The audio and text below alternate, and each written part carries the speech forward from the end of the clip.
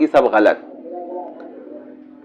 یہ جو ان کے اندر جو ہے یہ جو رویہ پایا جاتا ہے یہ اندر ہے, چھپا ہوا ہے, یہ نفس کا ایک یہ ہے.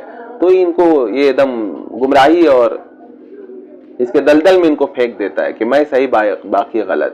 بھیا اتنے بڑے بڑے علماء پیدا ہوئے اس امت میں, ان کی تحقیقات جنہوں نے اپنا رات دن لگا دیا, ان کی کتابیں دیکھیں تو پتہ چلے کہ علم کس کو کہتے ہیں. ایک تفسیر مظہری دیکھیے, ہمارے پیچھے وہ نظر بھی آ رہی ہے, تفسیر مظہری کو آپ پڑھیں صرف تو وہ علم نظر آئے گا آپ کو کہ آپ دنگ رہ جائیں گے کہ بھائی ایک شخص کے اندر اتنا علم کیسے, اور کیا مطلب کمال تھا بھائی.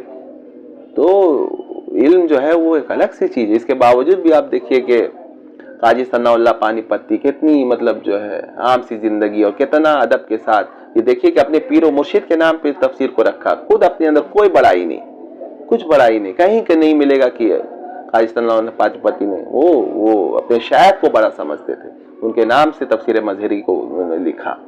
تو یہ لوگ جو ہیں وہ میں صحیح باقی سب غلط. تو جب یہی ان کے اندر ہوگا تو شیطان کو تو ایسے لوگ چاہیے, تو پھر ان کو جو ہے بہکاتا ہے, بہت دور تک لے کے جاتا ہے.